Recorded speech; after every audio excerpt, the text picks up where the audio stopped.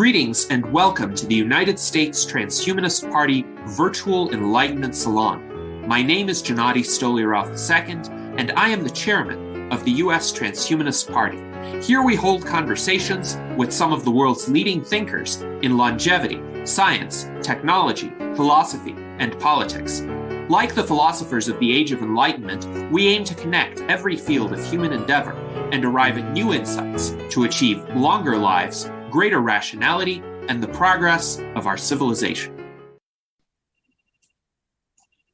Greetings, ladies and gentlemen, and welcome to our Virtual Enlightenment Salon of November 21st, 2021. Today, we have an exciting conversation for you about how to effectively promote transhumanism on social media. First, I would like to introduce our distinguished panel. We have our Legislative Director, Jason Geringer. We have our Director of Visual Art, Art Ramon Garcia. We have our Director of Applied Innovation, David Shoemaker.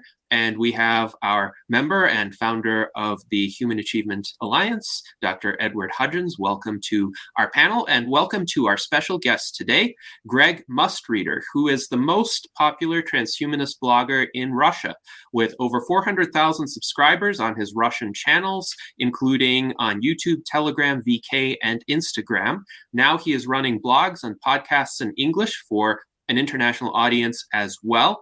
And in the description for this video, you will find links to his English language online presence. He is passionate about rationality, transhumanism, biohacking, productivity, tech, and trends of development in society. He also curates content for his subscribers, recommending the best books and long reads. On his YouTube channel, he has interviewed such leading figures as Aubrey de Grey, Peter Singer, Charlie Cam, who was, of course, our U.S. Transhumanist Party 2020 presidential candidate, Brian Kennedy, and João Pedro de Magalhães. So welcome, Greg. We are quite pleased to have you join us today from Moscow, and please tell us some of your thoughts about how we can effectively promote transhumanism on social media. Thank you, Gennady. Thanks to everyone involved. It's a pleasure and an honor for me to be here with you today. I'm sure we will have an enlightening discussion on those topics. Just a couple of words regarding the format. I'll give a brief speech, something like 10 minutes, maybe 15, regarding the key thoughts that I have on how to promote transhumanism in social media. Then I think we'll have a discussion. I'd love to answer all the questions that the audience has, that the panelists have, and I'm sure many of the panelists will have something to add to that. Maybe we will have a dispute, who knows? Let's see. So first of all, as Gennady already said, just a couple of words about myself. I'm a guy from Russia who loves transhumanism and blogs about it.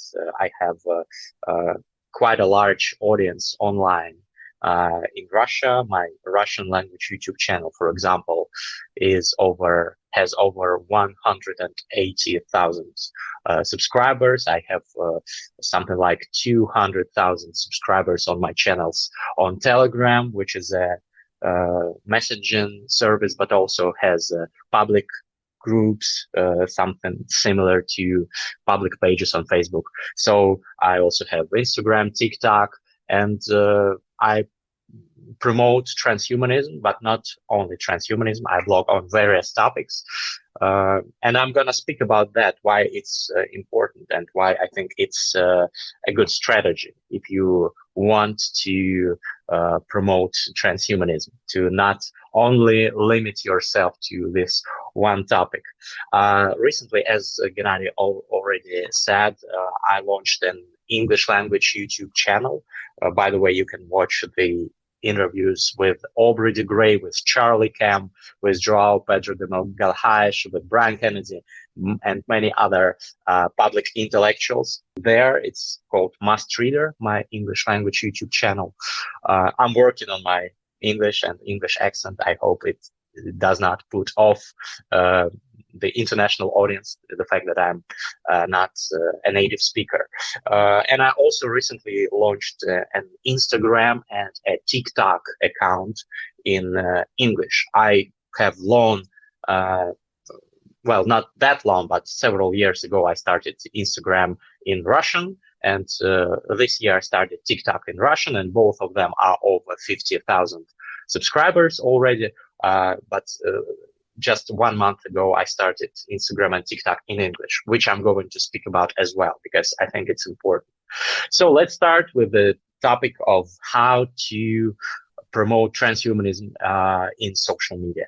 I guess it's not necessary to answer the question why you should promote transhumanism, because obviously we all are for the promotion of these ideas, and I'm sure that everyone here agrees with me that unfortunately these ideas do not seem to have a kind of popularity that they should have.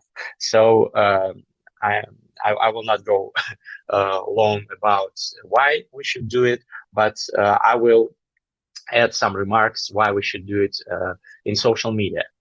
To me, it's also quite obvious, but still, many people say, why do that? Maybe you should just talk to decision makers, to investors in this area, to politicians, etc. I don't think that you should limit yourself to just activities in social media. Of course, you should build real projects, you should speak with decision makers, etc. But this is my area of expertise. That's why I'm speaking about this particular topic today, about the social media, because it seems that I managed to attract some audience, at least in the Russian language market, during the like 3 years, I think, that I've been recently active on YouTube, and during the 6 years already that I've been active on Telegram. So I did not have any popularity prior to that.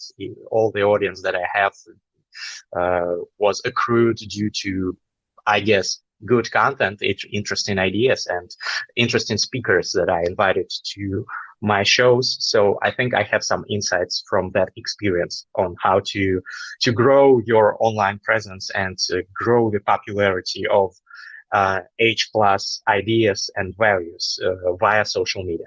So let's start with the question of which social media you should choose. Should you decide that you are the person who wants to help the cause of transhumanism and wants to promote it to the general audience? Well, obviously, as you have already heard, I have online presence on most of the largest modern social media platforms. But I personally am the believer in the newest new media. So we are speaking about new media, but I think there are new media and then there are the newest media, such as TikTok, for example, which has, if you watch the statistics, you can see that in the US, for example, last month, the consumption of TikTok, daily consumption of TikTok by TikTok users has exceeded the daily consumption of YouTube by YouTube users. So nowadays, people watch more TikToks overall than they watch videos on YouTube. And this trend is staggering. If you look at the statistics, this is like that. It's growing very fast, the time spent in the app by TikTok users.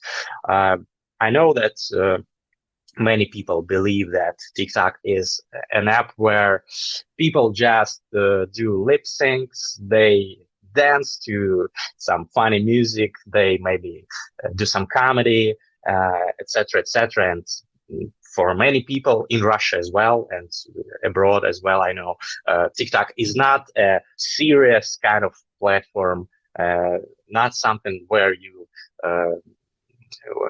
where you get high quality intellectual content with insights. But this is changing. This is gradually changing because the TikTok audience nowadays is growing older, and more people over 30, over 40 years old, over 50, over 60. My grandmother is on TikTok, for example.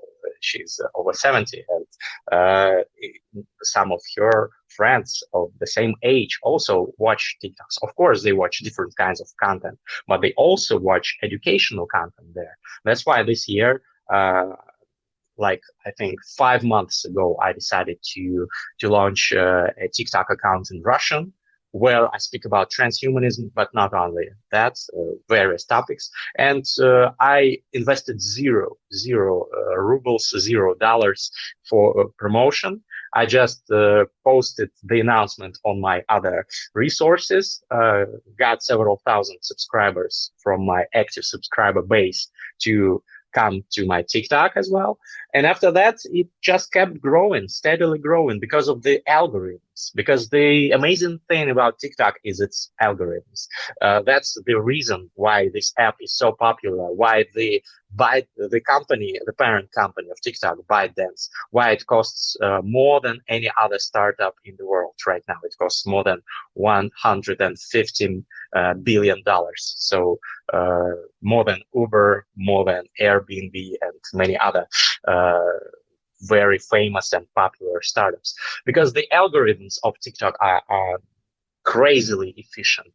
They know what well, we all have heard that modern day algorithms of social networks know us better than we do, better than our friends. If they watch 100 of our likes, they will foresee our behavior in future. They will know who we vote for, where we go to dinner, what our sexual orientation is, etc., etc. But TikTok algorithms are the best in this game. So that's why TikTok is so addictive. That's why so many people go there and cannot stop. That's why the time spent in the app on a daily basis in TikTok is the highest of all social media right now. So why am I going so long about the algorithm? Because the algorithm, being efficient and being clever and being really good in what it should do, it recommends your content to other people that might like your content. And if your content suits the format of TikTok, which I can explain later, maybe there will be some questions regarding how to make good TikToks, but there are some laws that you have to follow there. But if you follow these rules, you can attract audience. And my case in Russia shows that even high quality intellectual deep content full of insight can gain audience. During the 5 months that I had this TikTok account in Russia, I've gained 60,000 subscribers in Russia, which is, of course, not a staggering result. There are many TikTokers with millions of subscribers, of course, but I've just started, and my content is not very easy for. It's not for kids. It's not for most of the TikTok audience, but there is a part of its audience that likes such content. So the same goes, I think it's just a hypothesis for now, but the same goes, I believe, for international English-speaking TikTok audience as well. That's why this month I created an English language TikTok account, and also Instagram. Instagram, as you might have heard, has launched several months ago, I guess, Reels, Instagram Reels, a similar feature to TikTok's short vertical videos under 1 minute, where you just either record some beautiful sceneries, or you in front of a camera tells the audience about some interesting ideas, whatever you like, but you upload these videos as reels, and the algorithms of Instagram, similarly to TikTok's algorithms, show your video not only to your subscribers, but also to other users of Instagram that might like your content. And as for my English language Instagram, which I also launched this month, one of the videos was an excerpt from one of my video interviews. It's already gained more than 3,000 views, which is quite a modest digit, of course, but with just 80 subscribers, which I have now on my English language Instagram. I think it's not bad for a start, and other videos are gaining more and more views on my reels. So this shows that these algorithms are starting to understand whom to recommend my content to. And I hope that this strategy works. So coming back to the point, which media to use to spread the word regarding transhumanism? I believe that the most efficient strategy as of today is to choose the newest media, the most popular, highest growing media. That is TikTok and probably Instagram Reels, because Instagram as a whole is not new, is nothing new about it. Everybody got used to it long ago, and Instagram. If we erase the Reels, if we don't use Reels, Instagram does not give you new audience by itself because its algorithms seldom recommend anything to its users. Most users of Instagram just scroll through their feeds, watch some stories, and they are the posts in the feed and the stories of their friends or of influencers that they are following. So they don't discover new content and new creators on Instagram via these means of consumption of Instagram content. But via Reels, people can discover new content, and people do discover new content. And there are cases of successful growth via Reels on Instagram. So Instagram is, in my opinion, because of the Reels, also a type of the newest media that you should use if you want to develop a transhumanist agenda on social media. You should check it out, the Instagram Reels feature. Of course, I also being a podcaster and a YouTuber, advocate for using these types of content for spreading the word regarding transhumanism. I love personally long form podcasts, video podcasts where two people or maybe more people sit down with their microphones in some cozy studio and speak about difficult issues, develop some insights, maybe argue in a civilized way about some problems. So in Russia, I do podcasts in my English language channel, Mustreader, the podcast that I mentioned and Gennady mentioned with Peter Singer, with Aubrey de Grey, with other great public intellectuals. I also call this genre of interviews a podcast because a podcast is something that does not necessarily resembles the classical interview where there is an interviewee and interviewer, and one just asks questions but does not express his or her own opinion, does not necessarily show his or her point of view. Whereas in podcasts, both parties to conversations are just like two friends sitting in a kitchen. For example, we in Russia like to sit in during the night in a kitchen, maybe have some tea or some alcohol, depends on the person, and have a deep, insightful conversation with our friends. We like it, and I'm sure most people all over the world like it. So a podcast, when I explain what a podcast is something similar in its vibe to such kitchen style conversations. So coming back to the point, I am all for YouTube and podcasts. I do them.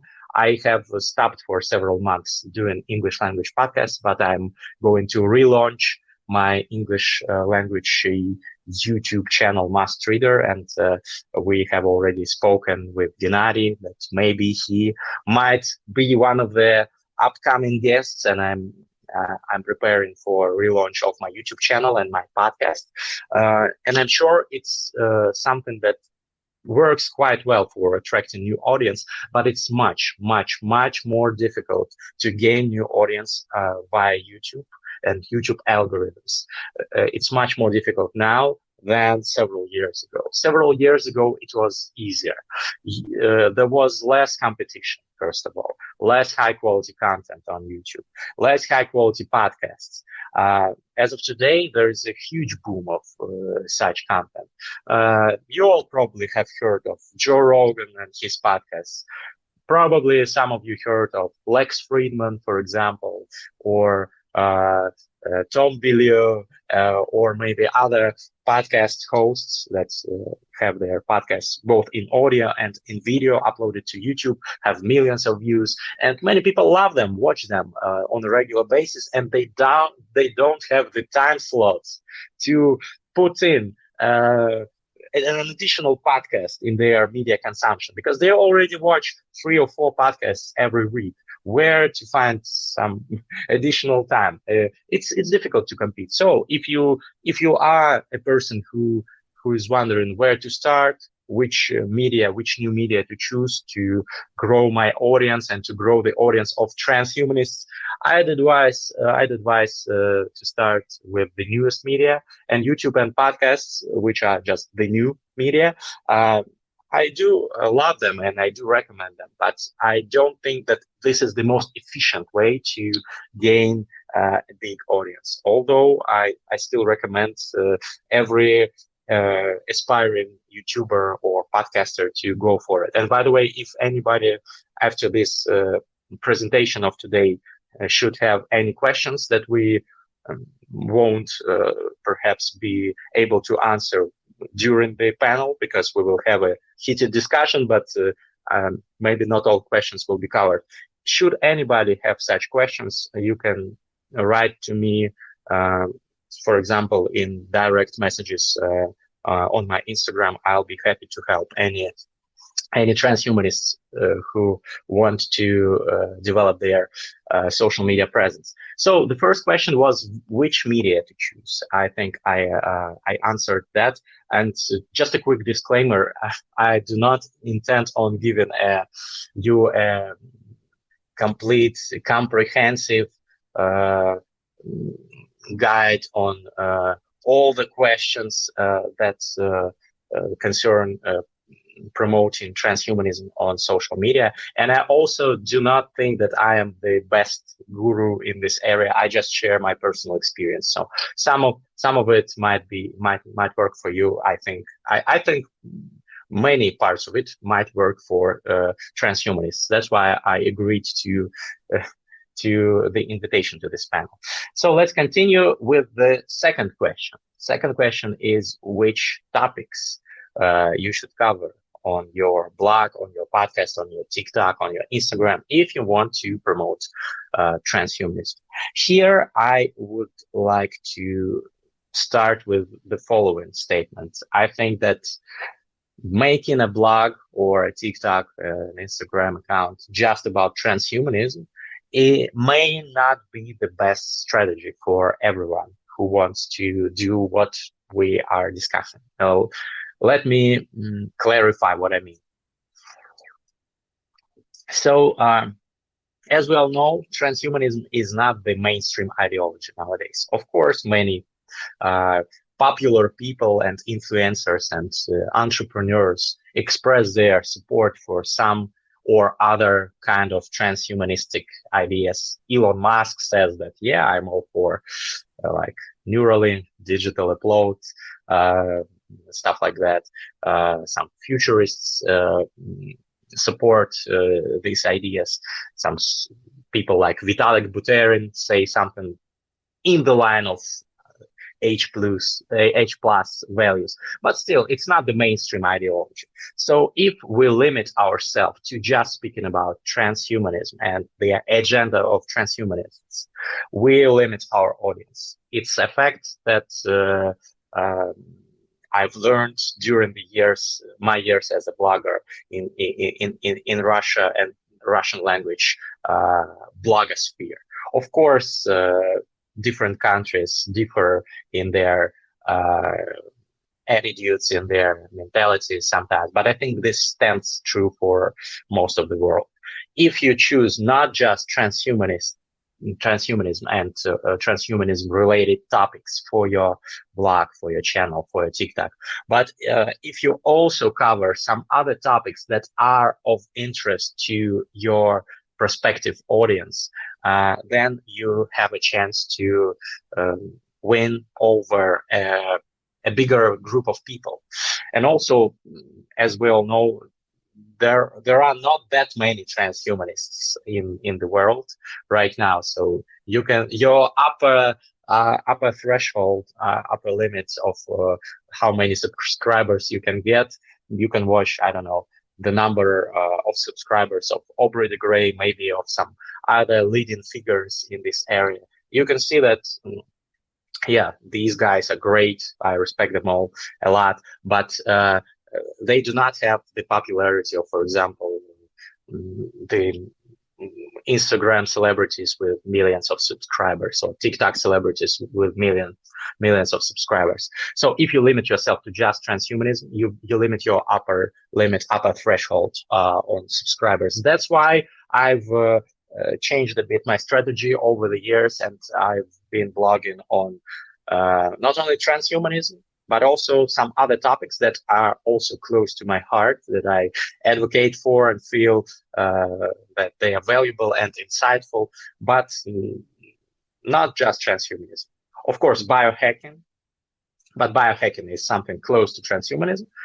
So this is quite obvious, but also some topics like trends of development in society, trends in tech, IT companies, IT corporations, and their trends of development, the metaverse, which is especially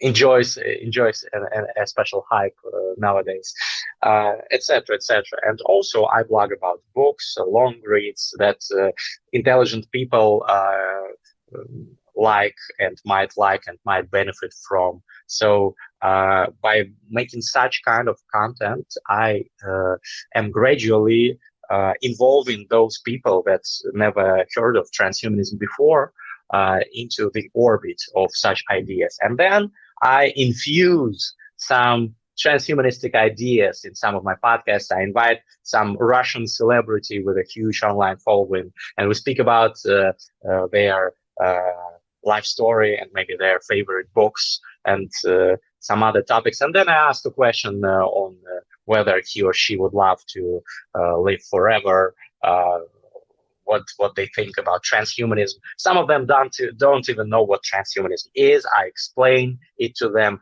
Then all the viewers of such videos, for example, I have some videos with 300,000 300,000 views on YouTube.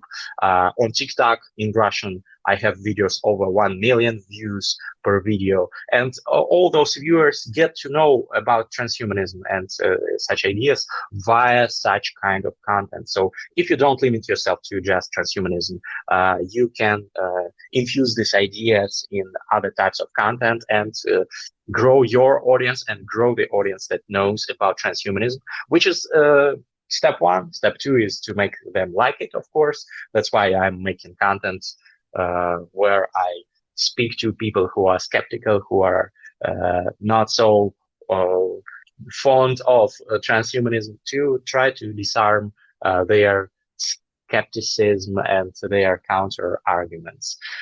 So let's go to the third part.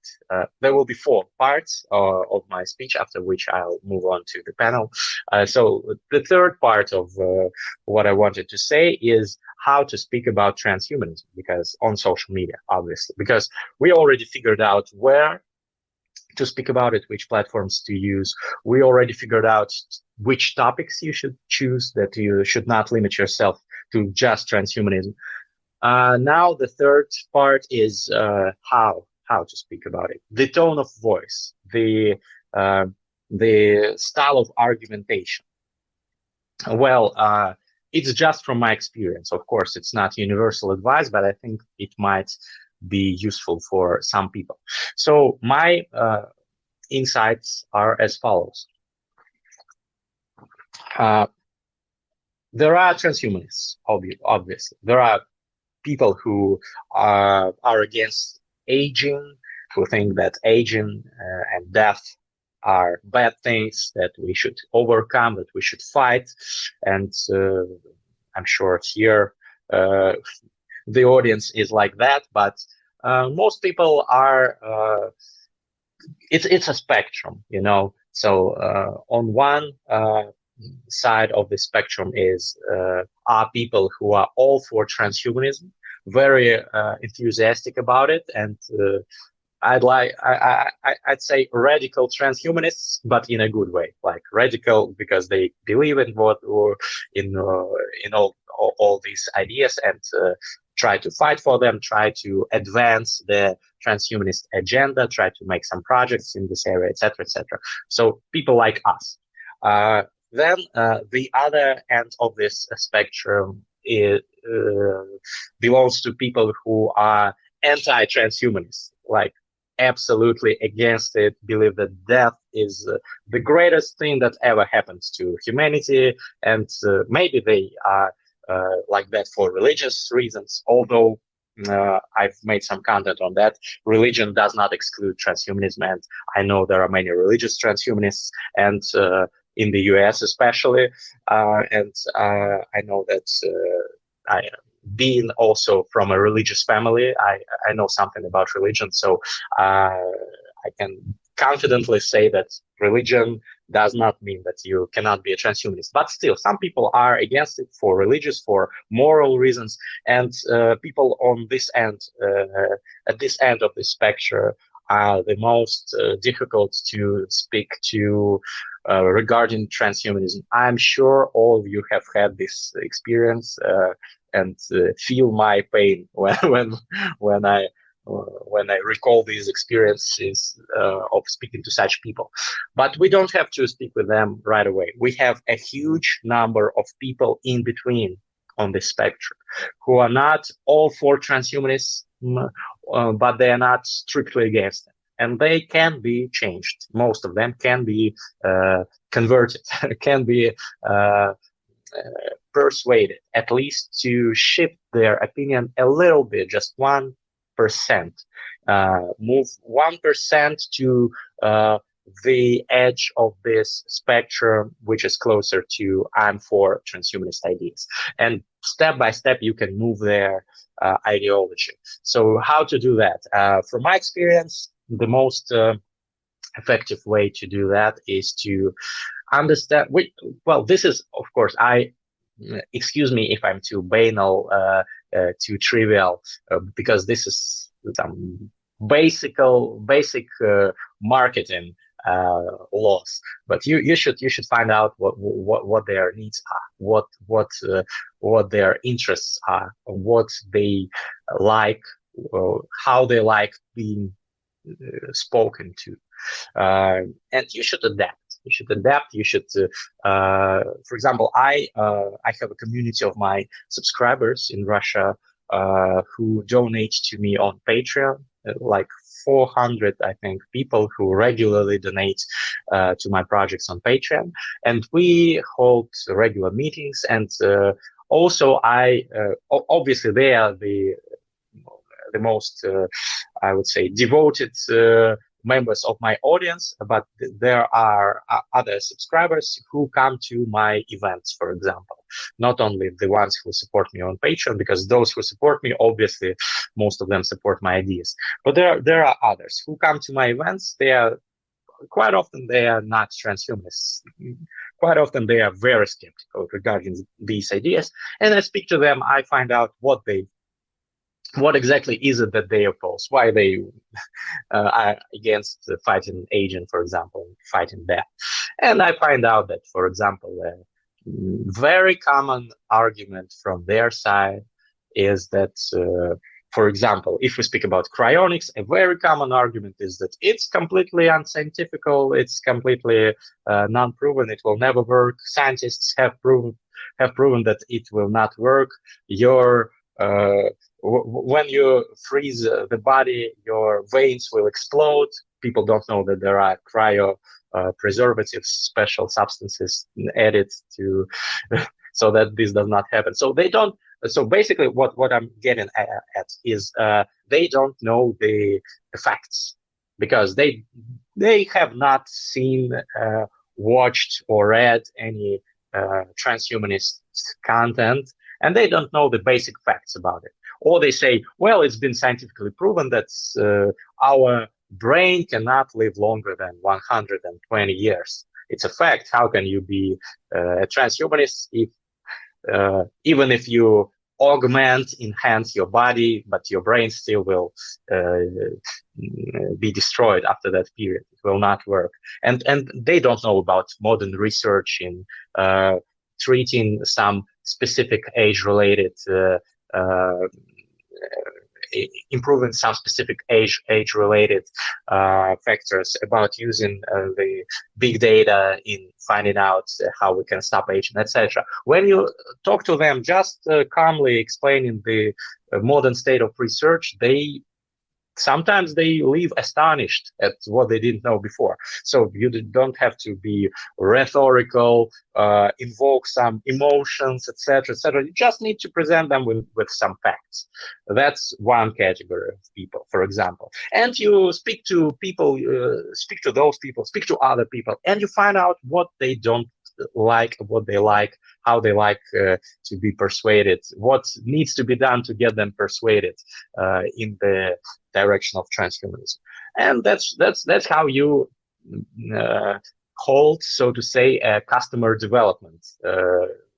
If we speak in the terms of startups, yes, and the Silicon Valley, they all do customer development before they launch their new products. So the same goes for media. The same goes for promoting transhumanism and related ideas. So you should speak to the people. You should find out how to disarm their skepticism, and after that, you should do it. If you don't have this opportunity, you can speak to them in comments. Comments on YouTube, Instagram, TikTok.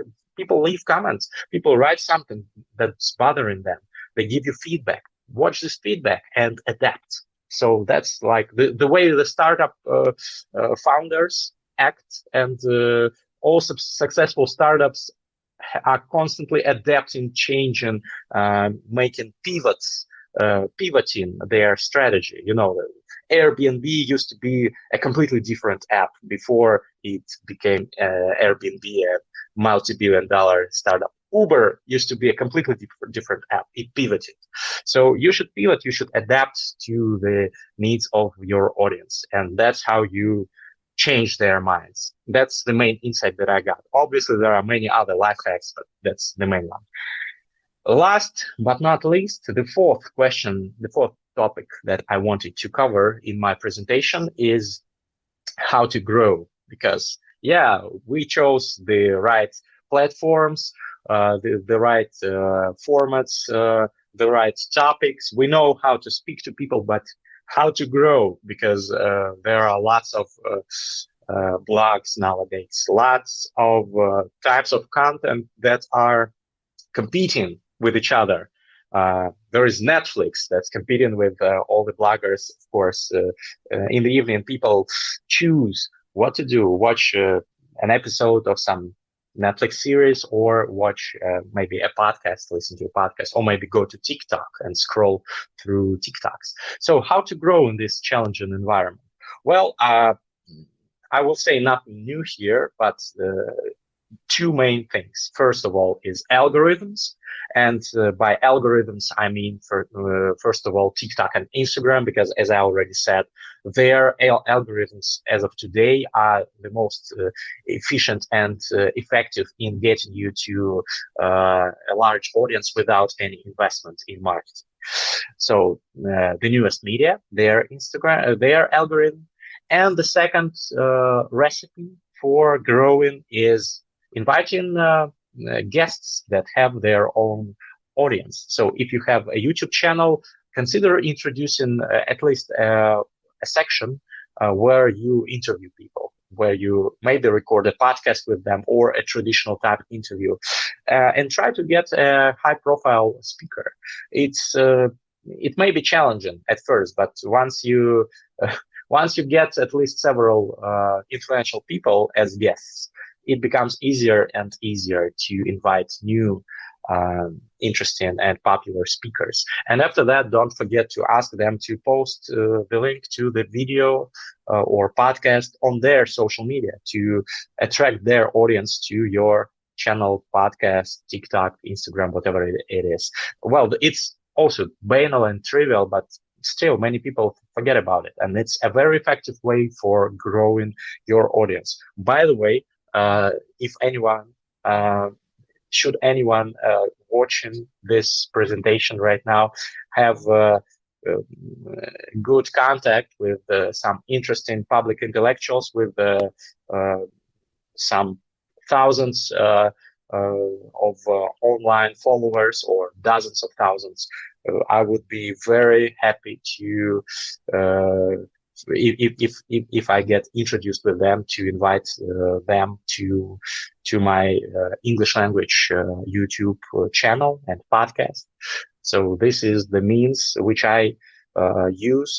I'm sure that, for example, if I get Ray Kurzweil on my podcast, it will be an enormous boost for my channel. For example, once I got Aubrey, for example, I got a boost. Of course, many transhumanists already knew about my channel, but still, or much of his audience never heard about me before. And after that, some of my audience grew. So that's basically the recipe that I've been using. One more time, a disclaimer: I'm not the most popular blogger in the world, and not the most popular transhumanist blogger in the world. But I think that still, since I started from practically zero, having no resources, and since I built quite a big online community and quite a big number of subscribers, I think that some of these insights might be valuable for those of you who want also to grow transhumanist ideas online and to promote them. Sorry for taking so long. I didn't expect for it to last that long. I'm willing, and I'd be glad to answer any of the questions and to hear the opinion of other panelists. Thank you. Yes, thank you very much, Greg, for sharing your insights. The first question that we have comes from David Wood, who wonders, which of your videos were the ones with the largest number of views? What was special about them which resulted in such a large audience? And this is, I think, a question that will be informative for anyone who seeks to create content that reaches a large audience. So I'm curious what your answer is. Well, if we speak about my Russian language YouTube channel, which has 180,000 subscribers. There are several videos there with over 300,000 views, and they are all with famous Russian writers, movie critics, musicians, and other celebrities that have a huge following online and big respect online. They are loved, and people watch content with them with great ease. So that's not because I was very enlightening and entertaining in those videos. That's because of them, of course. I do share some of this result because I managed to get them to open up and to speak with me. But mostly, I, of course, attribute the success of these videos to the popularity of these guests. Let me just for a second put a charger in my phone because it's starting to, yeah, okay, it's all good now. So in TikTok, I have some of my videos in Russia in TikTok have over 1 million views. One of them has over 1.5 million views. And some of those videos are excerpts from my Russian language podcasts, also the ones with the most popular guests attract more views, obviously. But some of them are also just me sitting in front of my camera, just like now, obviously, uh, speaking something about the topics that I cover in my blogs. I think one of the videos with close to 1 million views in Russian is about some productivity life hacks that I use. So this is the topic that people like. And I mentioned speaking about not just transhumanism, but other topics as well. I think productivity is a great topic to speak about because many transhumanists are people who want to transcend themselves, to become better, to biohack themselves, to life hack. Yes. And productivity is in line with all those values. Transhumanists always want to be more productive because we still have not won the fight with aging and death. So we need to be more productive. So videos on productivity, videos on some books also attracted good views. So not just the videos with celebrities, but the ones that are most popular on YouTube are mostly with celebrities. On TikTok, it's 50-50. Some of the videos just with me in them, some of them with celebrities. The videos where just me, just I am present on TikTok, the ones that are most successful are the ones where the dynamics is the best, where I start off with some catching phrase like, here are 3 life hacks that you never knew, but the Silicon Valley startup founders are using to boost your productivity. And I go on and on about it for like 1 minute because that's the typical TikTok format. So you should start off with something brisk, something eye-catching to attract the attention of viewers. Because in TikTok, people swipe, change videos. If they don't like the video in 2 seconds, they swipe. So you should be fast to grasp their attention. That's the recipe for TikTok. Instagram Reels as well. As for my English language channel and Instagram and TikTok, it's too early to be certain about the recipes there. But I think everything I said about my Russian channels holds true for the English ones as well. So it will be similar, I guess. Yes, thank you very much, Greg. And David Wood also made the observation that your TikTok videos are typically around 1 minute in length each. And perhaps this shows how I haven't been keeping up with TikTok, but I remember back when TikTok only allowed 15-second videos, and my thought was, how is it possible to express a complete original idea in 15 seconds? It looks like that time limit was extended, and I think a minute does offer sufficient time to express one complete thought. But I'm curious, when did this happen, and how can people most effectively be leveraging that minute to introduce substantive intellectual content? Yeah, you're absolutely right. Moreover, this limit was extended first to 3 minutes, and now they are considering extending it even more. They in beta testing, they have extended it to 5 minutes. I've already been given a notification about that, so I can already upload videos up to 5 minutes. And I've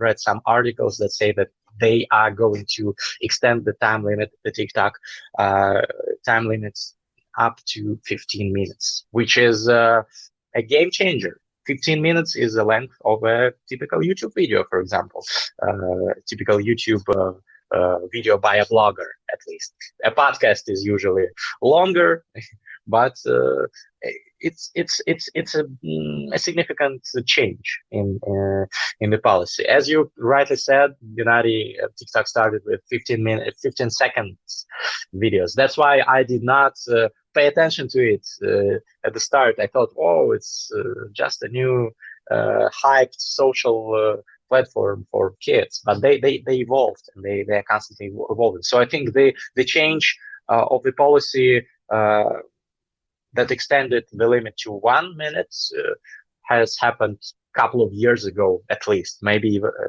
even before that. And the change to the 3 minute time limit happened this year in Russia, at least. In different countries, they changed the policies at different time. Maybe in the US it happened earlier. I guess it should have happened earlier in the US. As for the 5 minute change, it happened just over the previous maybe week, maybe 2 weeks ago in Russia. In the US, I don't know. I think I got a notification on my English language TikTok account as well. I use an American SIM card for it, so and I use a VPN for TikTok to recommend my content to international audience, not to Russian audience, because this English language TikTok and Instagram, I'd like to aim at international audience, because if TikTok and Instagram see my location and advertise my blog to the Russian audience, the algorithms will believe that, yeah, this is the content for Russians, and it will not spread the word internationally. That's how it works. Sorry for going into long details, but maybe this is interesting for someone. So that's it. The TikTok rules are evolving. Maybe in several years there will be 1 hour long TikToks. Who knows? Yes, and this reminds me of the evolution of YouTube, actually.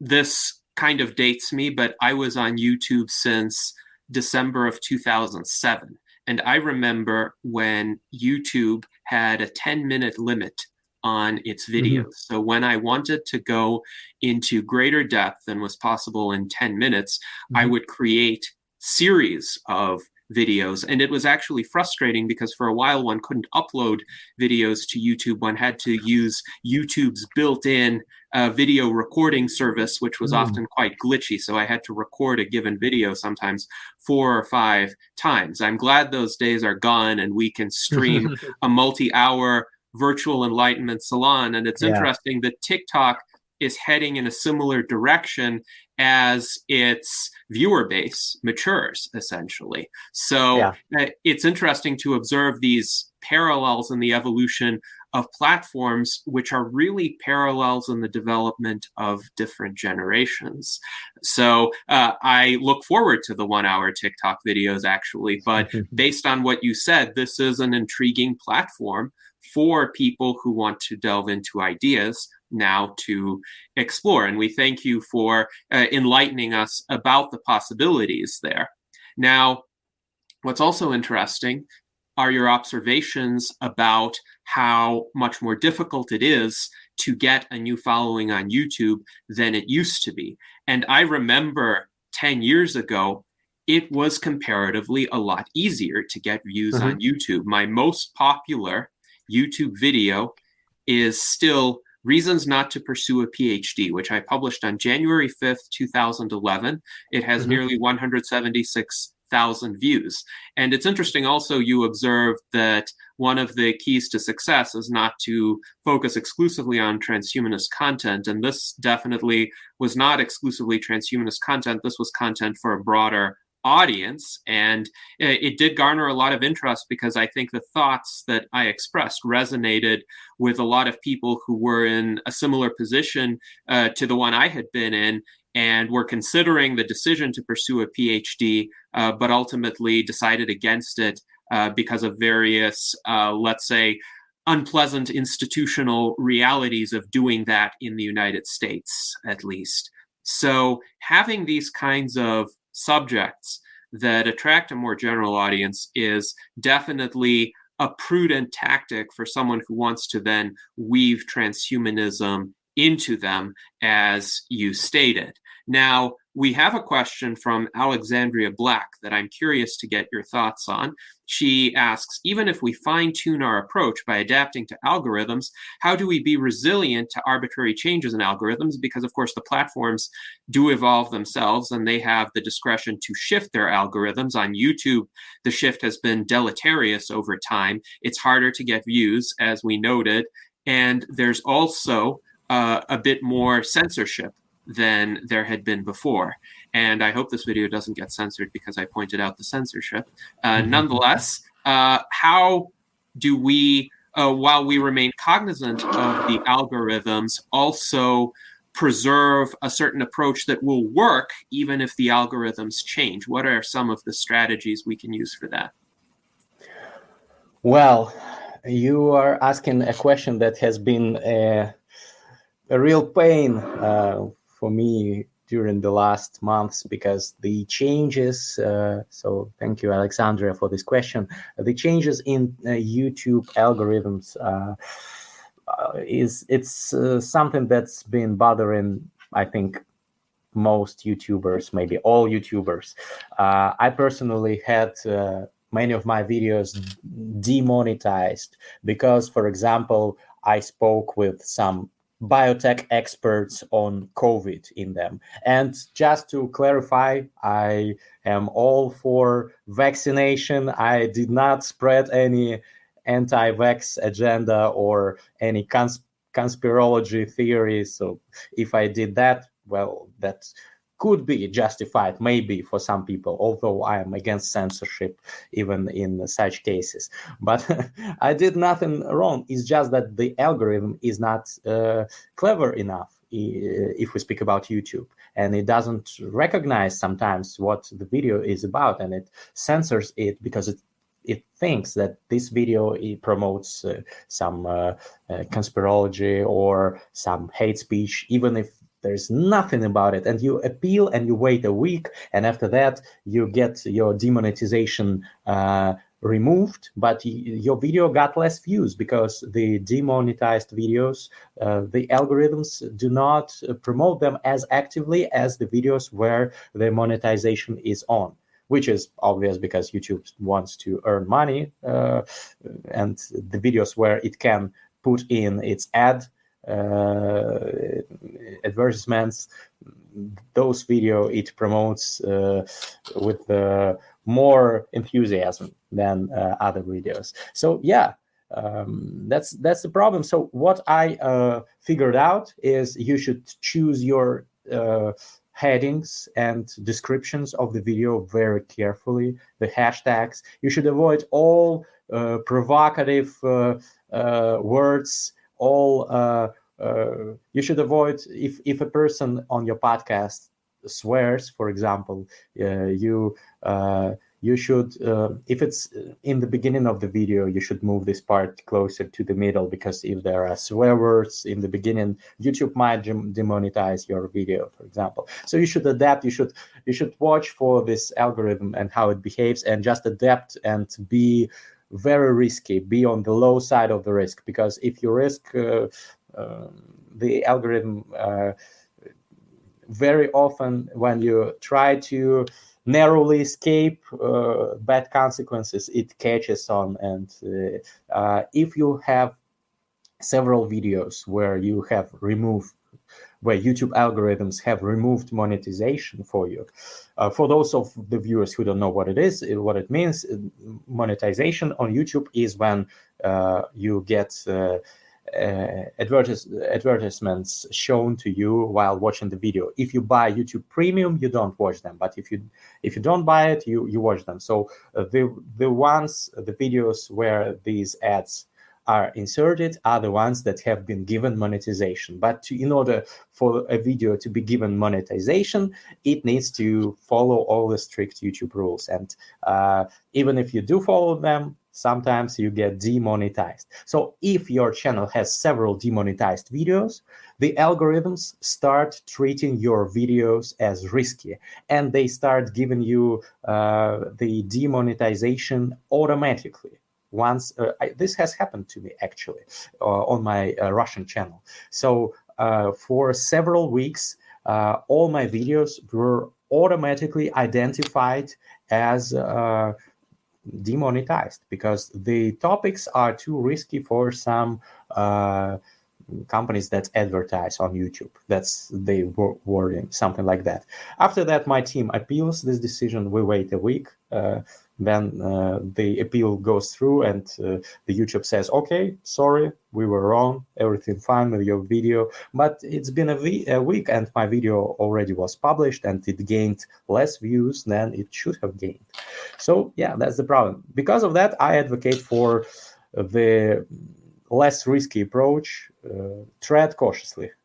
And as for TikTok, it's also not an ideal platform, of course, because obviously we all know how the Chinese treat online freedoms, and they are also not big fans of free speech, etc. So I don't think that TikTok will be any better in this respect. But as of now, it's, I think, more free than YouTube. Paradoxically, maybe it will change over time. But I know that TikTok censors content that has like some erotical context, but that's not something that concerns my videos. So I haven't been banned, and my videos have not been removed, knock on wood, on TikTok. Yes, indeed. And I think this is an extremely important conversation to have in terms of trying to be careful, because we live in an age of algorithmic censorship as opposed to human-driven censorship. And so we have to make it blindingly obvious to the algorithms that we are not infringing on whatever the prohibitions are. So this is why I have this message down here saying, yes, we are pro-vaccine, and this is a pro-vaccine video. Get vaccinated to protect yourself against COVID-19. We support vaccination. Please do it and stay safe. So, by the way, Gennady, if you say the word vaccination too many times, this might be the risky strategy for YouTube. That's what I'm talking about. Even if you do good things, the algorithms might confuse it with some less desirable behavior. That's why there are some words that it's advisable not to use, or to use in strict moderation, in your content. Yes. Yeah, that's how it works. Yes, indeed. And when we had a virtual enlightenment salon on this behavior that we were trying to encourage, somehow the algorithms flagged it as being in violation of the guidelines of a certain platform. And the video got removed and my channel got a warning. And I appealed the deletion of the video immediately. This was our salon with Jason Geringer and Zach Richardson and Ben Ballweg, where they were discussing their initiatives as USTP officers, and it can still be found on Odyssey. Go to my Odyssey channel to see it. But when I appealed, just a few hours later, YouTube rejected the appeal, and it seems that nobody actually read the content of the appeal, that there was an algorithm reviewing the appeal as well. So I'm curious, in the case of your videos, you were able to successfully appeal to this platform. How were you able to do it? What is some advice that you could offer for successfully appealing a YouTube strike of any sort, be it demonetization or removal of the video? Well, I'm sure that this might be an example of how is it called? The fallacy of the one who survived. So maybe the strategy that helped me is not universal, but for me, writing down thoroughly all the arguments why the algorithm was wrong in making this decision helped. And also, I'm sure that the thing that helped was the fact that I already have over 180,000 followers. So probably the moderators at least read the lines that I inserted there in this table where you appeal it. So I'm skeptical as to whether they have the YouTube, I mean the Google Corporation, whether they have enough resources to deal with all the appeals in a thorough way. I'm sure they don't, unfortunately. And I've read many articles on the work of content moderators on Facebook, Google. It's hard work, and I do not envy those people. So there is a huge margin of error there. Mm-hmm. Yes, indeed. And I think that's the problem. The human effort devoted to this task, even though it is a highly important task, is insufficient because of a lack of personnel and hence the reliance on algorithms. As I often like to say, we do not need to worry about the smart algorithms of the future. We need to worry about the dumb algorithms of today, because those are the kinds of algorithms that are doing the most damage. And of course, we live in an environment that I think can correctly be described as the cancel culture. So a lot of people, a lot of institutions are trigger happy whenever they see or hear something that doesn't exactly resonate with their worldview. Instead of trying to understand it, instead of trying to distinguish nuances or perhaps extract some valuable information, even if they do disagree, they're all too eager to just push the metaphorical red button and get rid of the video or the post or even the individual who is advocating these ideas. And John H. points out people who act like that are scared. The problem is bigger than that, though. It's not just when individuals get scared, it's when an entire culture gets scared, because what that does is it creates a chilling effect on discourse where you don't even need government censorship anymore. When the private institutions do it for whatever political faction wants to impose the censorship, that's the scary part. And of course, Greg, you and I have a background, at least in terms of our ancestors, coming from a totalitarian regime, where the problem with the censorship wasn't even that the government did it directly, though, of course, under Stalin and in many cases under later rulers, there was a lot of direct government censorship, but the government co-opted the entire society so that neighbors would inform on neighbors, and there was absolutely no confidence among ordinary people that if they told a joke, for instance, that wouldn't be reported to the authorities. And Edward echoes this about cancel culture and fear producing self-censorship. So we need to, I think, create a haven for the free expression of ideas. I think that's extremely important in order to enable our civilization to progress, in order to enable transhumanist ideas to take hold. But we also need to be smart about it. So I'm wondering, Greg, if you have any other thoughts about how we can be smart about preserving that free expression of ideas and not run afoul of the many metaphorical landmines that stand in our way. Well, it's a complicated question that you are asking. I've been thinking about it for a long time. Honestly, I think the only way that we can influence this situation at all is to build a community, a large, active community that can be an actor in including in these online culture wars, and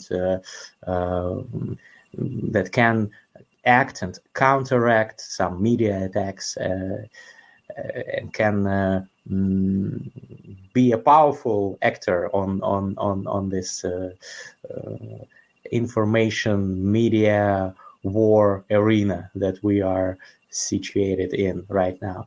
So if, for example, if some transhumanist is banned or cancelled by media. And there are just several thousand transhumanists who can say anything about it online. This will not attract huge attention. But if there are millions of transhumanists who say something and who support him or her, that may change the situation.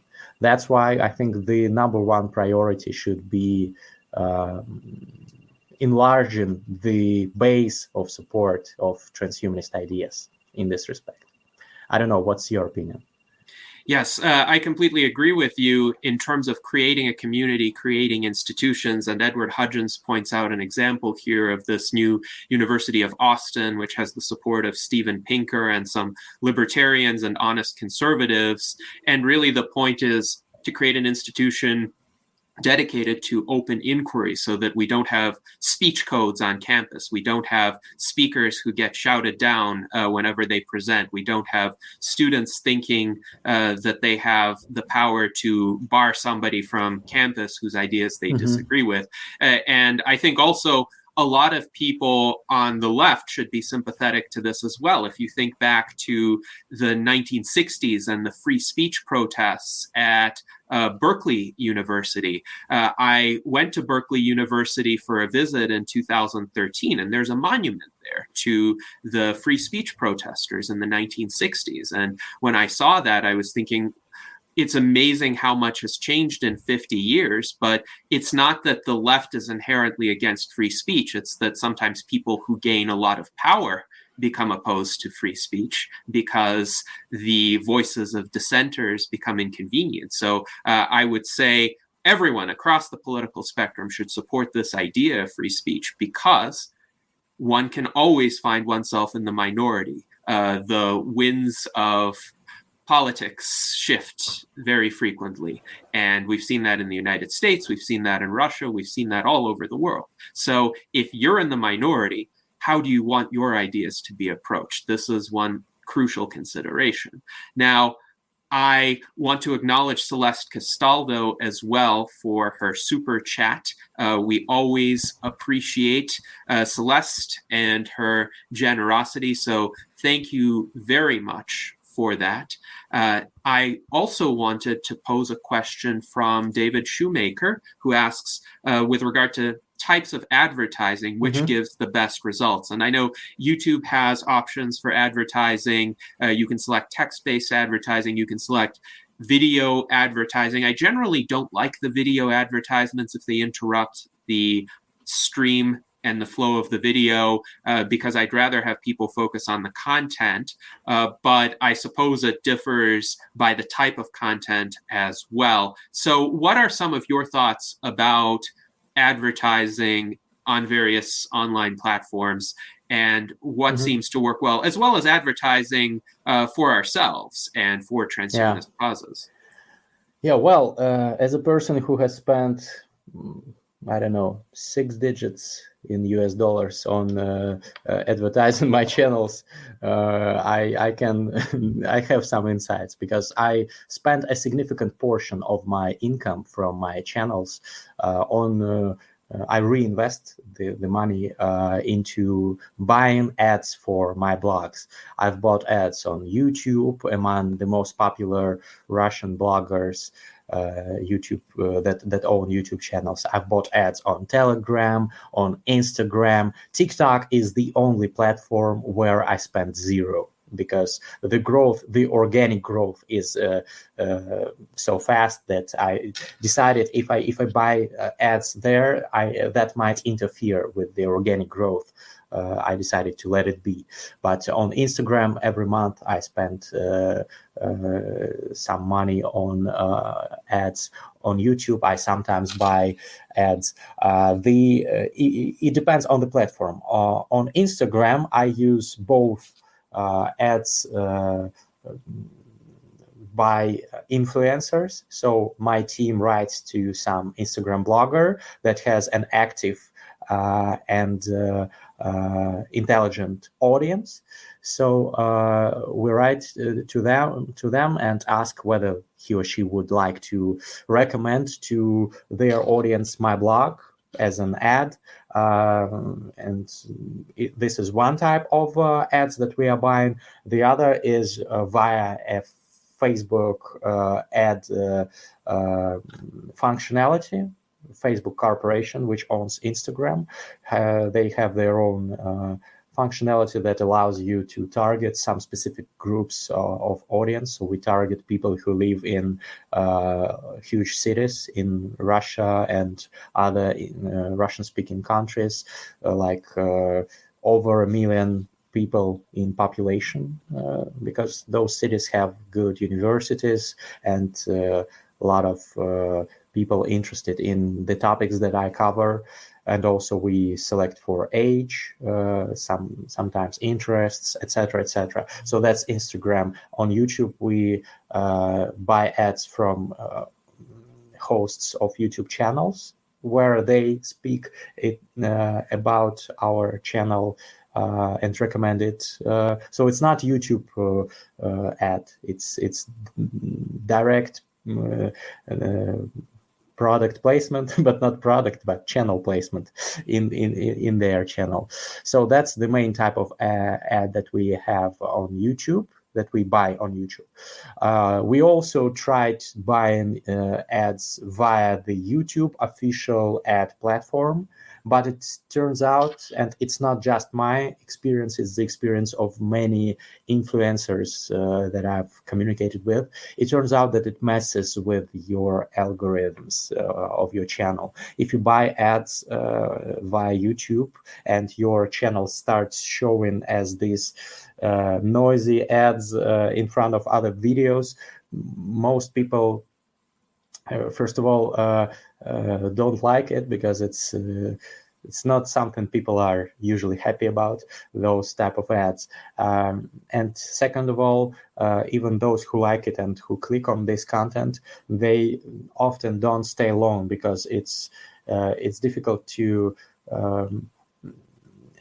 aim and shoot in the direction of the particular group, age group, interest group, that you need to reach. So it's more difficult to reach them via this official YouTube platform. That's why the audience that you get as a result of this kind of ads is less specific to your content, and it's less active after that. And this kills the algorithms for you, because the algorithms think, oh, this guy is now getting worse statistics than before. Probably his content has been getting worse. We will not recommend his content anymore, and this is a vicious circle. So that's why most YouTubers that I've spoken to are against, as a rule, against buying ads via the YouTube official platform, but are for buying ads on the channels that you believe have audience similar to yours. So that's something that could work. Sometimes you can buy ads via YouTube official platform, but it should be very specific. For example, I have successful cases of doing that. It's when a person with a YouTube channel, with their own YouTube channel, if they come to my podcast, video podcast in Russian, and I ask them to connect their YouTube ad cabinet, I think it's called, I ask them to connect their ad cabinet to mine, and I can then after that I can target my pre-roll ad via YouTube. I can target it to the audience of that particular person. That's the instance where buying ad via the official YouTube platform can be reasonable. In this case, the audience that you reach is exactly the one that you need to reach. So in this case, it's fine. But in other cases, I would recommend against it. So yeah, mostly these kind of ads. If we speak about the ads that I buy, if we speak about the ads that I sell, it's a different story. I can explain also if anyone is interested. Yes, I think that would be quite fascinating to delve into. I do want to note that shortly after I watched your interview with Charlie Cam, I encountered one of your ads in another context. And for my English-speaking audience, I will explain this. There is a Russian YouTuber who is quite famous named Max Katz, and he blogs about Russian history, politics. He often blogs about the situation in Belarus, and he has some very detailed informational videos which are just interesting if you speak Russian to find out about both history and current events. So I actually saw one of Greg's ads in one of Max Katz's videos, and he actually narrates his own ads. So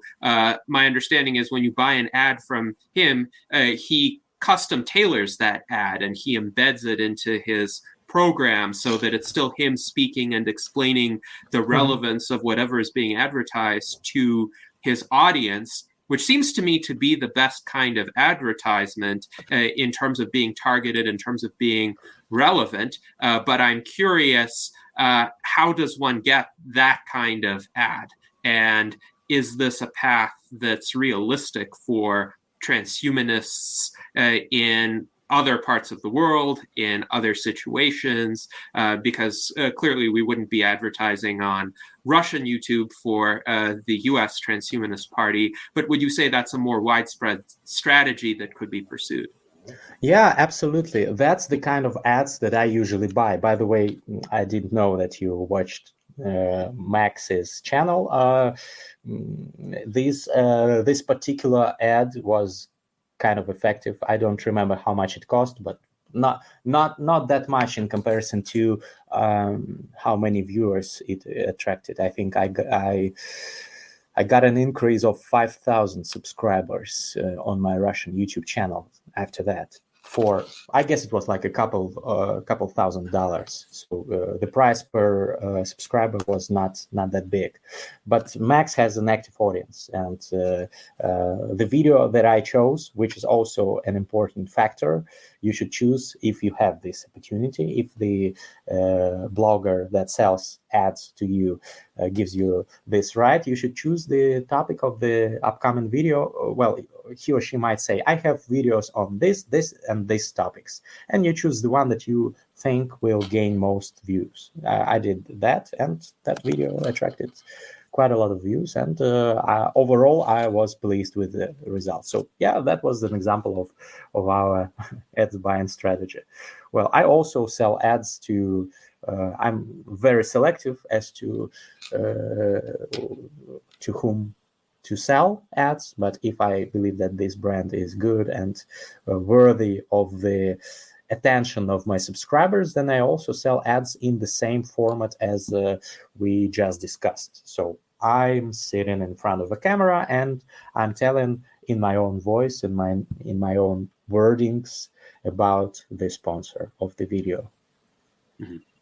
Yes, indeed. Well, thank you for that information, Greg. And it does seem like quite an effective strategy. Now, in terms of our own revenue right now, we primarily get it through super chats. So thank you to John H. He mentioned the Biden stock market contributing to his ability to donate this amount. So I appreciate it. And thank you also to Alan Crowley, who writes such an important topic in the field that he works in, which is advertising and public relations. He's looking forward to the recording, and he says, keep up the good work. So we greatly appreciate that. And Ginger Peterson asks, do the donations go to the Transhumanist Party? The answer is yes, they support the functions of the Transhumanist Party. So right now, about half of the amount that has been donated thus far has gone to maintain the U.S. Transhumanist Party website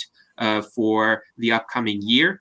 And the remainder is being kept for essentially public activities and incidental expenses that we would have in the course of those activities. So let's say the pandemic subsides and we hold an in-person event. There's now enough money that we can buy food for the attendees. So if we want to attract people with the promise of pizza, for example, we could have a decent number of pizzas now that we would pay for. So this is kind of the scale of the expenditures that we're looking at. We also now have on our website, transhumanist-party.org, some options to purchase memorabilia that Art Ramon Garcia generously designed for us. So now we have Ginger Peterson contributing as well. So thank you very much, Ginger. We greatly appreciate your support. And now I want to go to another question from Edward Hudgens, who asks, have you seen problems in educating people on transhumanism because of politicized science creating complete skepticism? So I think he notes that science has taken on left-wing and right-wing flavors, so to speak, and that prevents a common language of communication about science, which used to be a lot easier even 5-6 years ago. And do you have any indication of social media helping to promote actual policy reforms? And I'll mention something in a minute about the reforms we're thinking about. Yeah, I didn't quite catch the last phrase. Can you please repeat it? Yes. So, do you have any indication? Do you have any indication of social media helping to promote actual policy reforms? And Edward, feel free to elaborate on this. Yeah, I'll just say since I have the floor. Yeah, for example, in this country, it takes 10 to 12, it costs about $3 billion to get a new product, medicine from research lab to patient, in part because we have a certification process with our FDA that's really, really antiquated. Or, for example, we have a system in this country that's really a sick care system. Basically, you get sick and then everybody argues whether you pay through it for the doctor through the taxes or through insurance or whatever. And there's a lot of need for reform if we're going to move forward with transhumanist agenda. And so part of what I do, I work in the public policy areas. I'm always looking for ways to get people interested in transhumanism by basically saying, well, hey, look, we can do something with the healthcare system. We can get more cures to people with Alzheimer's, et cetera, et cetera. So I'm always looking for ways that we can do that by educating and essentially setting up the intellectual base on which we're going to build reforms that will actually allow the emergence of medications, of all of the sort of things that really bring about in the future. That's the second part of my question. The first part, again, is the problem with politicized science. I've given lectures on it, how so many people are skeptical of everything because science is being so politicized. Yeah, well, the FDA, although I live in Russia, but I've heard a lot about it. So yeah, and the politicized science is also a huge problem in Russia because many people don't trust some scientific developments that are endorsed by the government, for example. And if you ask about social media helping to promote actual policy reforms, the answer is in Russia, not so much, unfortunately, because of the political circumstances and the political regime. I'm sure it's easier in Western countries. As for the problems in educating on transhumanism, because of politicized science, I have not mentioned problems in education on transhumanism specifically, because maybe the topic of transhumanism is not as politicized as other topics are. For example, the COVID, this is a hugely politicized topic. Aging research, well, I don't think so. Not so much, from my experience. Maybe in other countries, it may differ, of course. Yes, it's interesting because, as far as I'm aware, aging research is not politically controversial in Russia, in the sense that there are political elites who are at least somewhat sympathetic to it and don't consider it to be a threat to their rule.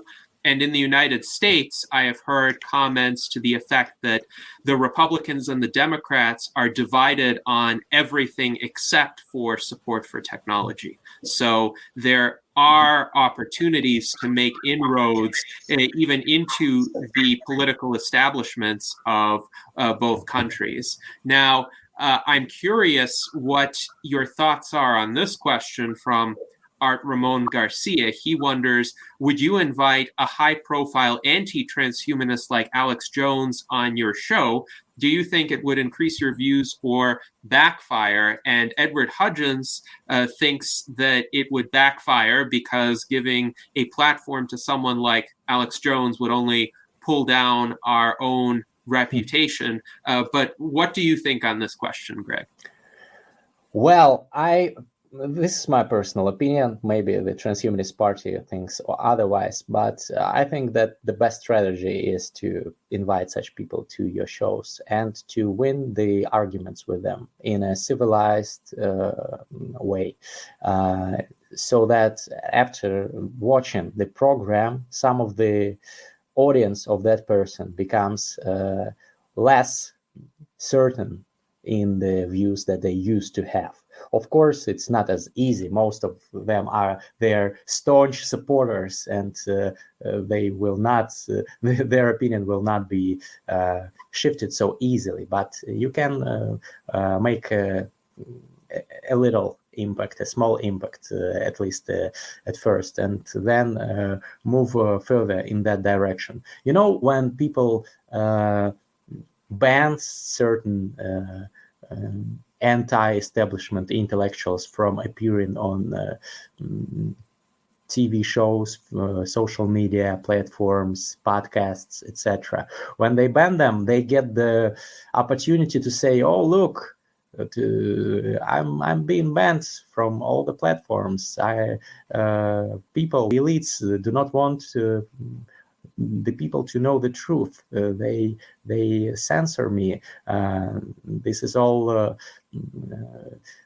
I don't know, some conspirology plot to censor me." And all those crazy guys, they say similar things, and their audience believes them. If we don't do that, if we do not censor them, but we just in a civilized way discuss with them things and show to all the viewers that these people are not right, they don't get their facts straight, they are not experts in what they speak about, they promote some non-existent ideas. If we expose them in the open, that's, in my opinion, the most effective strategy. Although you have to be prepared for the discussion, of course, you have to be absolutely prepared, and you have to be prepared not just with the facts, but also rhetorically, because all those demagogues, they have various tricks in their arsenal to make it seem like you lost the debate, even though you have all the facts. But I'm used to that. I had some. I did not have Alex Jones on my podcast, but I had some controversial figures in my Russian podcast. So I'm not sure I would destroy Alex Jones, but I would definitely try. I mean, not figurative, not literally, but in a debate.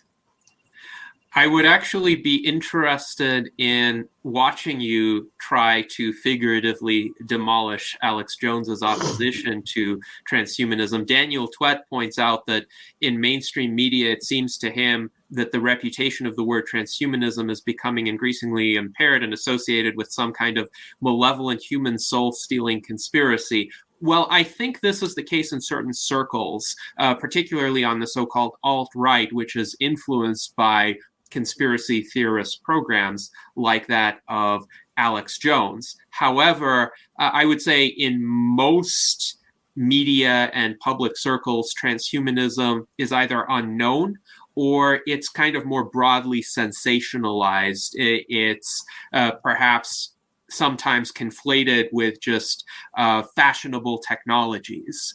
But Alex Jones, of course, is not popular in the mainstream either. He's reviled in the mainstream because the comments that he makes are just so outrageous and sometimes intentionally provocative and shocking and designed to disgust people and turn them off unless they have a certain very contrarian outlook to begin with.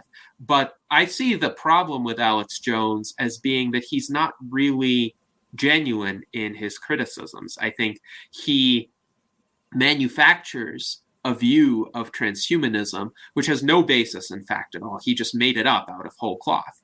And he knows that he made it up.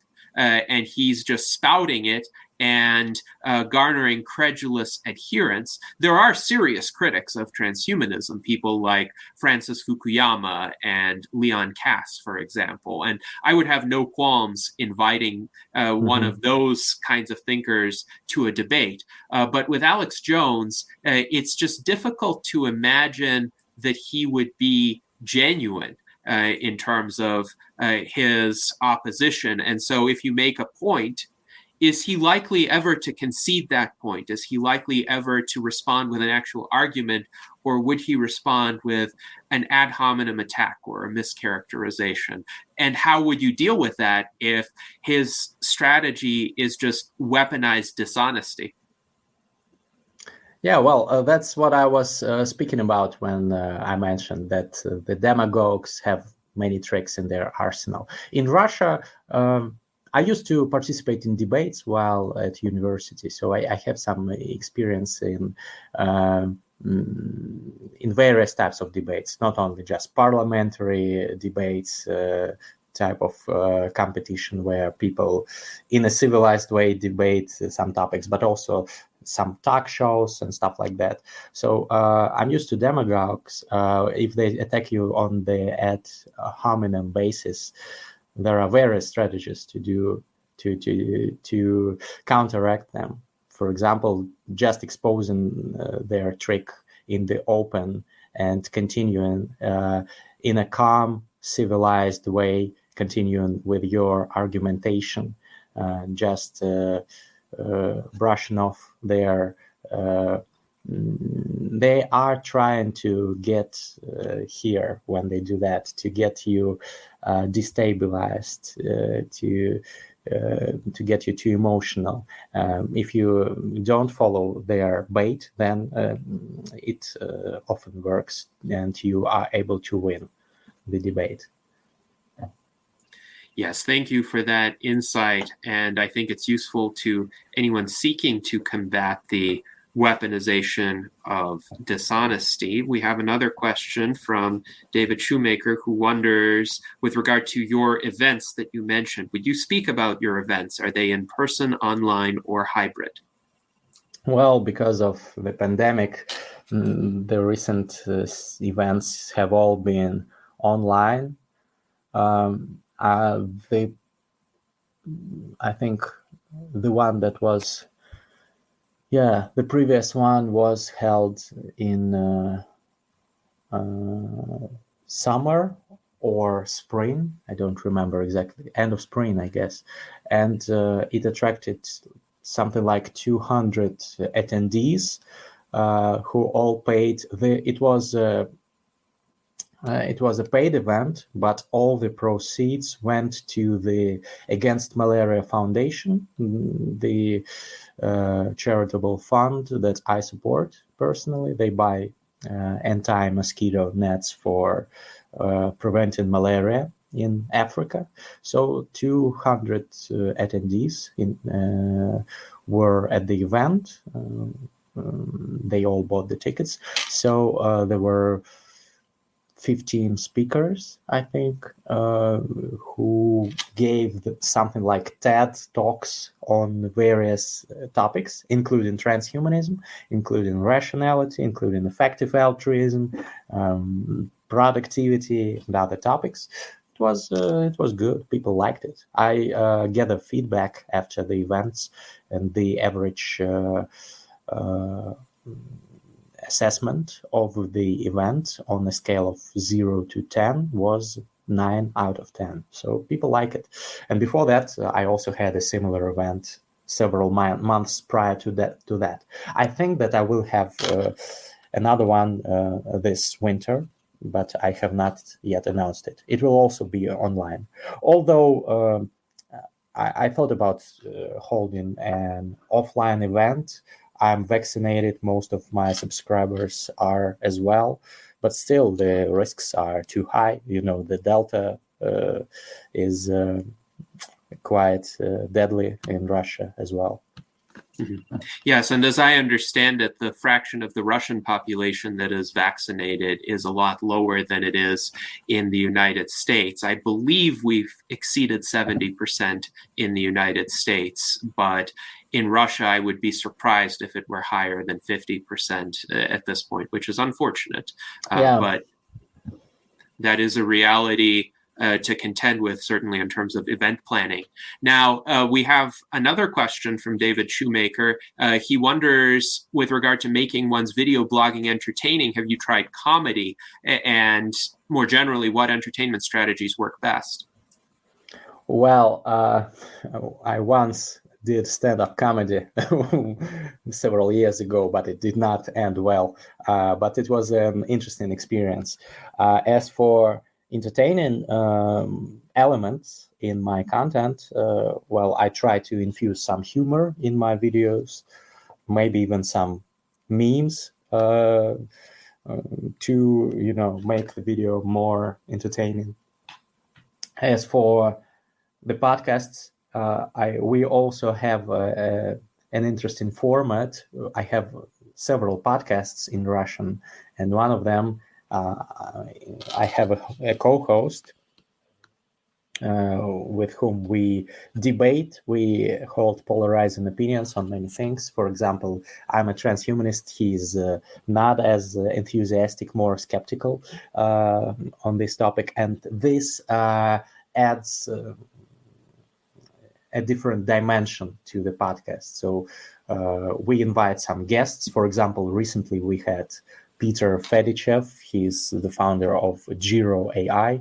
It's a startup that has been recently featured in TechCrunch, a Russian-based startup. They use big data to research cure for aging. So, and obviously, I know Peter and support his work, admire his work, but Alexander, my co-host, he is more apprehensive and skeptical towards transhumanism, and he asks all those sorts of questions that a non-transhumanist would ask.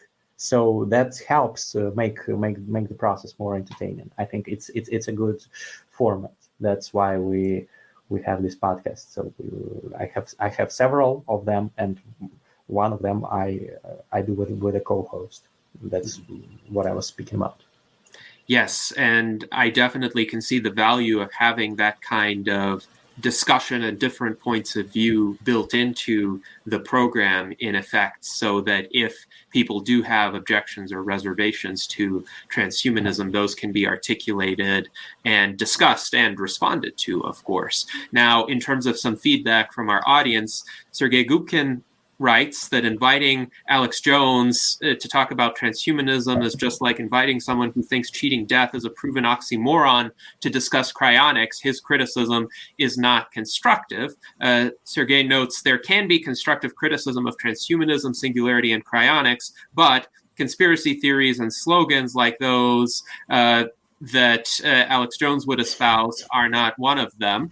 And Alan Crowley notes, a credible adversary is much better. One is more likely to get intelligent discussion and shows willingness to entertain opposing views. So having somebody who is an honest skeptic of transhumanism, somebody who genuinely has reservations, is willing to discuss them in an open forum, and is willing to be challenged, to get his or her mind changed, I agree would be more effective. So now I think we are coming to the point in our discussion where I would like to go around the panel one more time and ask each of our panelists for closing questions or comments for Greg.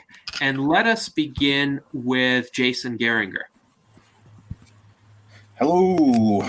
I'm kind of curious if you've ever had any of your YouTube videos just like have somebody else put an ad on it. I mean, I got a YouTube channel that I just do cover songs of, past music. And so I never had any intention of putting any ads on it. But I've noticed that there's ads on there. I don't know where they came from, but how somebody is able to put ads on my stuff, which I didn't even think you could because it's a cover song. But I'm just wondering what should I even do about that? It's a good question. I'm afraid you can't do anything because YouTube initiated this policy some time ago that even if you choose not to monetize your channel, YouTube will, because Google wants to make more money, Alphabet, the parent company of YouTube. So yeah, they monetize everything. I'm not sure as to the copyright issues regarding the cover songs. Yes, it seems strange that they monetize cover songs, but on the other hand, you don't monetize cover songs because you have no right to do that because it's cover, it does not belong to you. But YouTube as a platform probably has the right, legally speaking. So they exercise this right, even though we don't like it. they do it. Mm-hmm.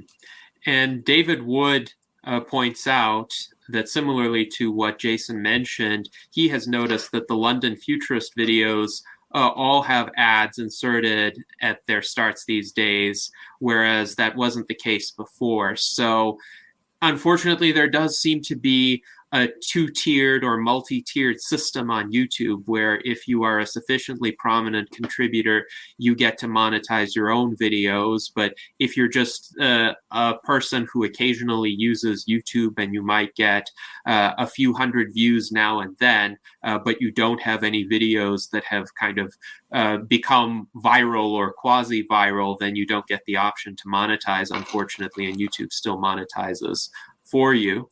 Now, I do hope that with platforms like YouTube, we will become increasingly prominent, and these virtual enlightenment salons are helping. So fortunately, my channel broke through the monetization barrier some time ago, and we can use it to garner publicity and some resources for the U.S. Transhumanist Party. So I'm pleased to do that. Now, Alexandria, I understand you have a question, so feel free to go ahead and ask it. Hi, thanks for coming on the show, Greg. I was wondering if there is a way to use AI to answer the usual questions about transhumanism. And can we do that in a heterodox way that would reflect somewhat the diversity in our community? Alexandra, thank you for the question. I like it. Actually, I think if we use GPT-3 to answer common questions regarding transhumanism, that would be a good idea. You could just upload some texts of prominent transhumanists into it. After that, it will give practically ideal answers to any of the questions regarding transhumanism. It's that good. A subscriber of mine is a researcher who has been given access to GPT-3, and he let me play with it for a little bit, and it's astonishing. So if you use GPT-3, you could ask it to do virtually anything that could be of very high quality. I mean, texts. How do we make sure that doesn't get captured like Tay did? Yes, she refers to Tay, the Twitter bot who became a neo-Nazi shortly after being released upon Twitter. I heard about it. Well, you never know, but as far as I know, GPT-3 acts in strict accordance with what it has been given. If it has been given, for example, the texts of Homer, it will produce very similarly looking texts and not something that's completely different. If it is given texts of Alex Jones, it will produce pseudo-scientific conspirology. If it's given transhumanistic texts, it will produce something on that topic. So the AI. I heard that GTB3 no longer has a wait list. That I think anybody can just get it. Now. Maybe. I tried it half a year ago, but at that time I heard that days ago. So I would look into it if anybody's interested. So yes. Yeah, it's a good idea, Alexandra. I think USTP could try it. Daniel Twett points out that using GPT-3 to respond to the most common low information interactors sounds like a great resource to implement.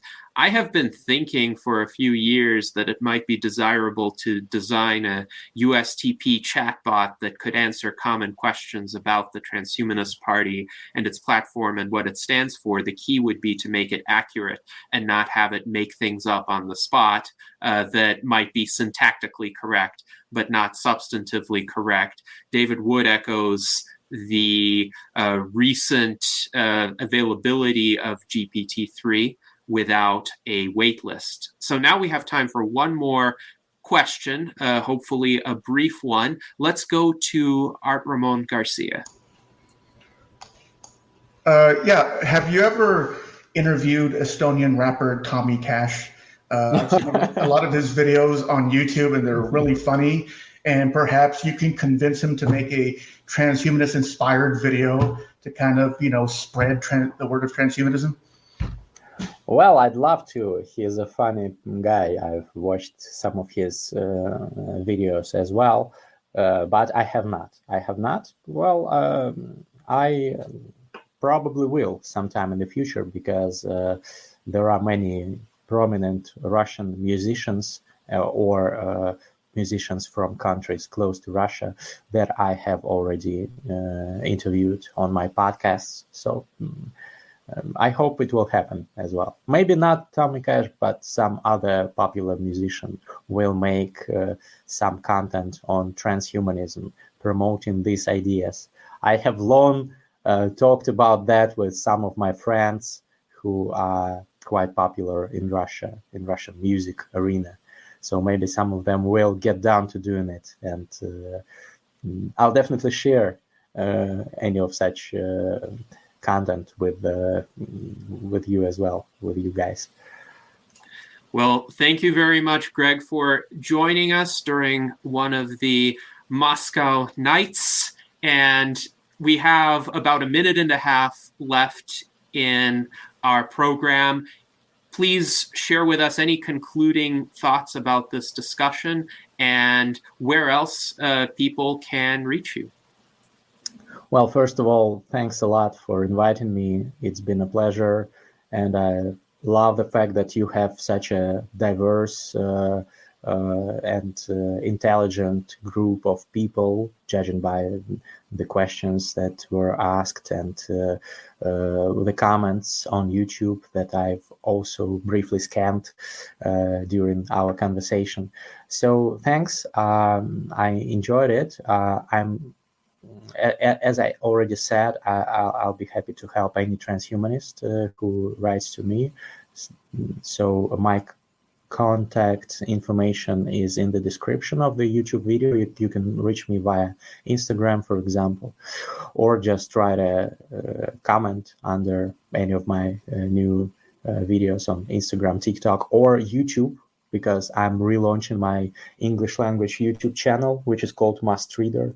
I recommend you subscribe to not miss the upcoming podcasts and solo videos where I will go in depth on many topics, including transhumanism. I don't promise you Alex Jones, but if I get hold of him, I will. All right. Well, thank you very much, Greg. We look forward to your future interviews, and we appreciate the insights you shared during our conversation today. This is what the Virtual Enlightenment Salons are all about. And until next week at Sunday at 1 p.m. Pacific time, I hope you all live long and prosper.